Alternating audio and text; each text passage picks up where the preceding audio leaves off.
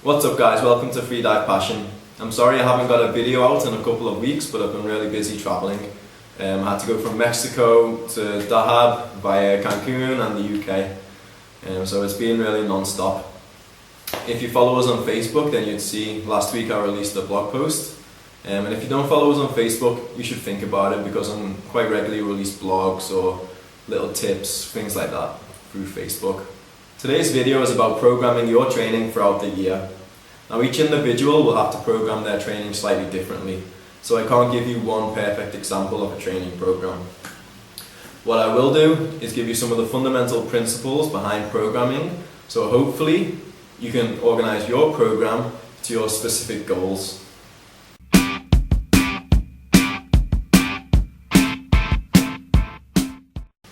When you're planning your training schedule, the first thing you need to think about is what your goal is for this year. And the goal doesn't have to be depth orientated. It can be reaching deeper states of relaxation, it can be improving your technique or your equalization. Once you've decided on what your goal is for this year, you then need to think about what it is that might stop you reaching that goal, what your biggest weakness is.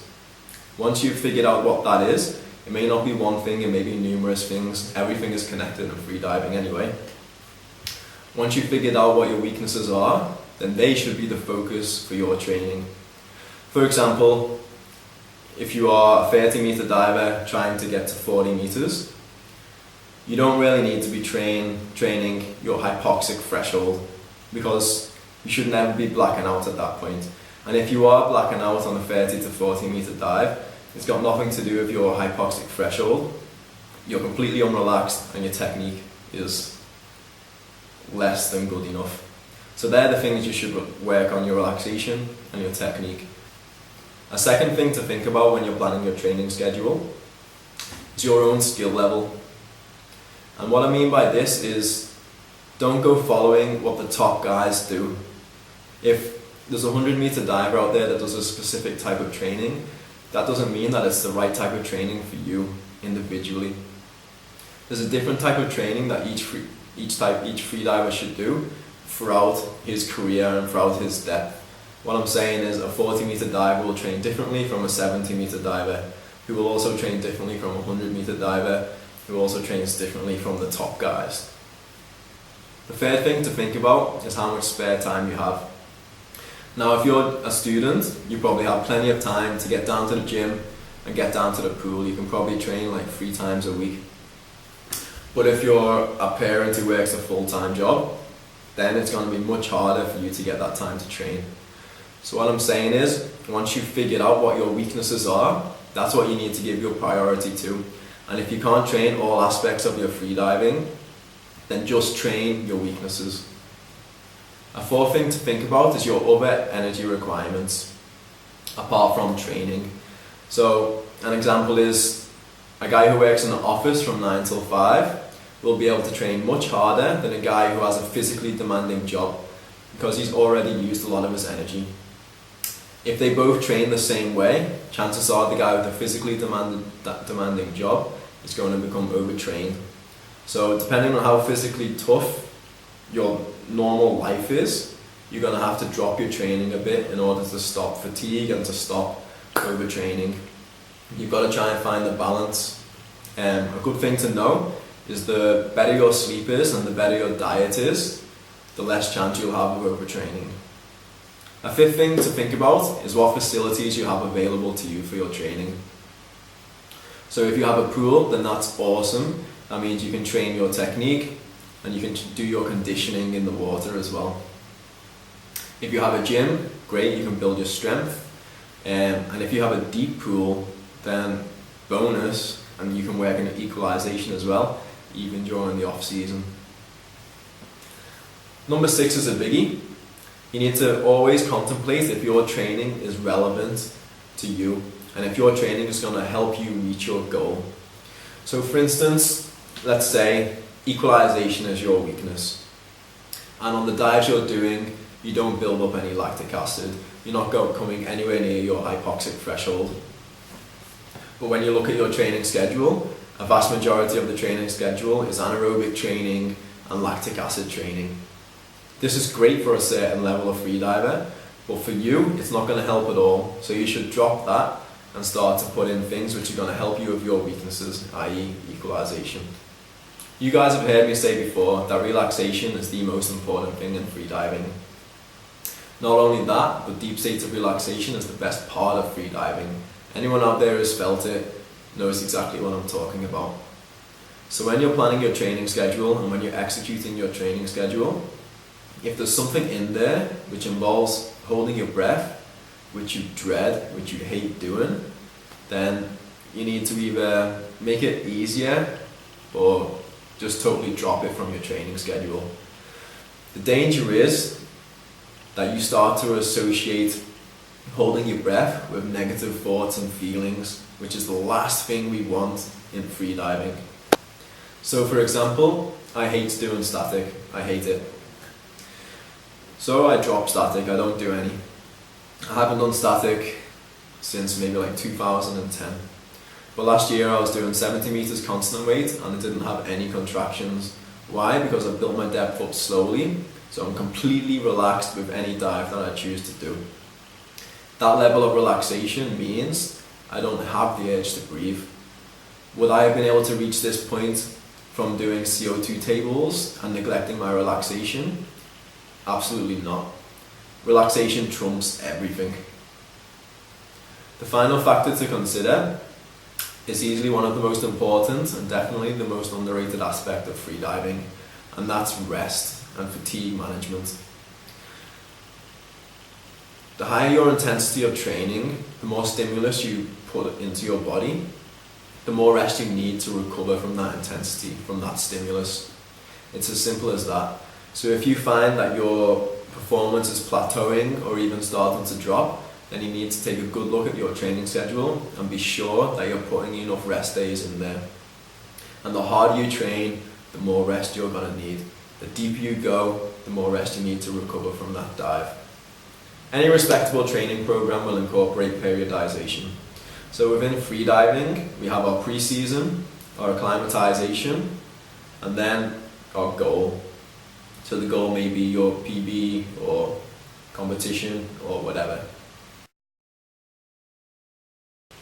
The pre-season gives us time to develop our fundamentals, such as technique, concentration, conditioning, strength, flexibility, hypoxia, and hypercapnia. The priority you give to each of these fundamentals is going to be different from diver to diver, depending on a lot of variables. But what I'm going to do is give you a few examples of what your priorities might want to be, depending on what depth you're doing at the moment.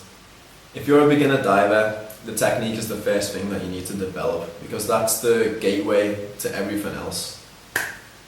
And I would say, once you get to 30 meters, I wouldn't even go any deeper until your technique is perfect. That will open up the doorway to deeper states of relaxation, to make an equalization easier. It's just going to make your whole progression much more fluid and stress-free. Secondly, I would focus on equalization, because that's generally the thing which will slow most people down. Thirdly is flexibility. Fourth, concentration and relaxation. Okay, I always say that's the most important part of freediving, but until you can equalize properly, until your technique is good enough, you won't be able to reach them levels of relaxation anyway. So that's why I haven't put it at the number one for a beginner freediver. Fifth would be conditioning, sixth would be strength, seventh would be hypoxia, and eighth would be hypercapnia. And the reason I don't recommend doing O2 or CO2 tables or that type of training for beginners is you shouldn't be anywhere near your limits. You shouldn't be reaching the edge to breathe. If you are reaching the edge to breathe, it's to do with relaxation, it's not to do with how much carbon dioxide you can handle in your blood. If you're an intermediate diver, the most important thing for you is concentration and relaxation. None of your other training should take away from that, that's the focus. Secondly would be flexibility, because you're starting to go below your residual volume, so you need a greater range of movement without jeopardizing that residual volume, which could lead to lung squeeze. Thirdly, I would say technique, including equalization, should take priority. Yes, you've already mastered your technique, but you're just keeping up on it at this point. Strength is very important in order to maintain your technique so you don't get the bendy leg syndrome from monofin.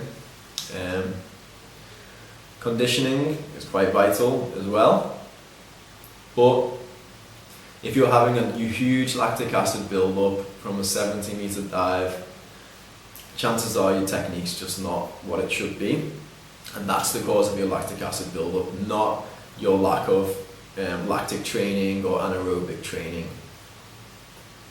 Sixth, I would say your hypoxic training would have priority, and seventh, hypercapnia. If you're blacking out during this point, there's way more effective things that you can train, such as relaxation or technique, for reducing your chance of hypoxia than just doing O2 tables. So that's why I gave hypoxia and hypercapnia such a low rating for this level. If you're becoming an advanced freediver, concentration and relaxation remains the most important part of your diving. Flexibility remains vital as well, and strength and conditioning starts to play a more important role because your dives are starting to become longer. Hypoxic training and hypercapnic training also start to become useful now because your dives are long enough for you to develop a real edge to breathe, and there's a chance that you'll also start to become hypoxic, so every little thing that you can do that will help, you should do. Technique, it's still important, but at this point you should have it locked down. It should be automatic. Your second training period will be your acclimatization, and this will take up the majority of your time at depth. So if you have a 1 month training period, I'd say 3 weeks of that should be acclimatization, and then 1 week of doing your target dives. You use this time to build up confidence. You use this time to get your body used to the pressure to being at depth again. You also use it to put new skills into practice because it's not your PB, it's not your maximum. It's the perfect time for you to start to master these new skills that you might need. You need to be really careful to avoid overtraining. And a good thing to think about is the deeper you go, or the more dives you do, the more rest you're gonna need. So when I train, I only do 1 deep dive per training session to try and avoid overtraining. If that deep dive is less than 60 meters, I train 2 days and have 1 day rest and go like that. If my deep dive is between 60 and 80 meters, it'll be a ratio of 1 to 1. So train 1 day, rest 1 day. If my dive is over 80 meters, I train 1 day and rest for 2 days. And that seems to work out really well for me. While you're doing your acclimatization, if your period is long enough, then you'll also have to maintain your conditioning and maintain the strength that you've built over your pre-season. If you go 3 weeks without training your strength, you're going to start to lose strength quite rapidly. So although you won't train it as hard as you've been training before, it's good to do something. The same with your conditioning. If you've been doing a lot of lactic training, then you need to keep training your lactic tolerance throughout your acclimatization period. Just bear in mind that you're doing a lot more now. So the diving is going to take a lot out of you. So if, say for instance, you were doing 2 lactic sessions a week before, maybe just do 1 lactic session, but not as hard as what you were doing it before, as a maintenance. The same with strength training. If you were training 3 times a week, you can either now start to just train once a week or just lift lighter weights. You also need to maintain your flexibility during this period. That's not going to make you fatigued, that's not going to contribute to overtraining. It might even be the opposite and help you not become overtrained. The final stage of our training is going to be our test dive. So whatever our target has been, this is the point where we're going for our target. At this point, training's over, especially if we're going for a PB. That's not the time to be trying new things. It's the time to be testing what we've already learned. The deeper you go, the more rest you're going to need between your dive and the repetition if you would like to repeat that dive. And trying to avoid any extra dive during that session. Do what you've got to do and get out the water to avoid fatigue. If you're going for a PB, then make sure the PB is not at the expense of your relaxation. If the idea of doing this new depth makes you scared and makes you worried, and you can't find a way to overcome that fear, then you're not ready for the dive. If you're going for a PB, your training should have been so good that the PB really seems like not a big deal at all. Alright guys, I've just finished my pre-season training and I'm about to start my acclimatization. If you guys want to know how I applied these principles to come up with my training plan, then let me know in the comments and I can get a video about that out to you guys. That's all we've got time for today guys, thanks for watching. Just to let you know, our 10-day retreats are designed to give you the information and the skills you need to start to progress yourself without a coach and without an instructor. And that includes how to do a training plan. So if you want to find out more information about that, check out our website. If you like the video, then please like, share and subscribe like always. And until I see you in the water, take it easy and dive safe.